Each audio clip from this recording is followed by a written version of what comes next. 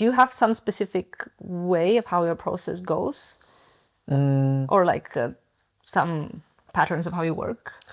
So, well, it starts with a book and then it's collecting images. So for every project, I usually have a book of just like I do simple cutout. So I scan something, I photocopy something, photograph something, cut them out, put them in a book. And then I'll start with that. And then after a while of collecting, I'll have another notebook that it's ideas, both either visual ideas or like exhibition ideas. Put them down. And then I'll probably leave it for a while then and then come back to it. When I'm ready, then I start making images, or I start then interviewing other people. So sometimes I reach out to experts, to scholars. That's probably like, that's also probably because of my training in journalism. So I'm just like, I will read research paper, but sometimes I just reach out to people and be like, so what's interesting about what you're doing? Like one of my first project called Ground Truth, it's about remote sensing. And it's really a chance encounter of like when I was going to a lecture in Alta when I was a Vika student. I just encountered these two scientists like taking a smoke break with like a giant, like later on I know as a LiDAR scanner. Oh yeah. And then a tree, like Yeah, and I've a seen the big LiDAR white scanner. background. Yeah, yeah.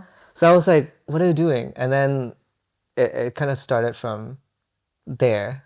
And then I was like, can I just go to a field trip with you to a forest? Because they were doing like a research field trip in the middle of the forest in a field station in Hutiala, like in the middle of Finland. And so I did. I just followed them. And then I keep asking, of course I ask them, do you have any research paper or like any like key literature or like manual in your field that I can read? And then they very generously like showed it to me. And then I read and I have some questions. So I just interview in a way, a little bit like interview them or having a conversation with them about, do you think that's like why is what you're doing important, or like how does that make sense to you? Because sometimes their way of understanding images doesn't immediately make sense to me, because it's very different ways of image making or like interpreting the image. So through that I then developed a point of view that I re-entered the project with, and then I start again making work, video essay, and keep developing it with a view, with at least a standpoint of where I'm standing with this technology or like with this image.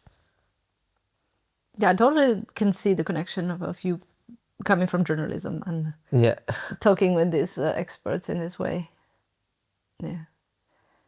Have you used that LiDAR scanner? Yeah. I've both used the data that the scientists took from the field station, which is a point cloud of a 50 square meter forest, a plot. And then I both used it to scan tree barks, which is from another work called Between Two Trees There Are Many Worlds, probably the one that you saw on mCult about bark beetles. And there was a year ago there was a bark beetle infestation. Well, actually it's still happening periodically from time to time. And when tree get infested, they lose their tree bark. So it's like you'll see if you go to central forest, sometimes you see like naked trees with no tree bark and just like is that their way to get rid of the beetles? Are the beetles in the bark? No, the beetles burrow themselves into the bark and then they cut off the vascular tissues, so the tree dies, and then so it dried up and the bark kind of just comes down. So the bark comes afterwards when the tree's already dead. Yes. Okay. And so I took those tree bark and I scanned them.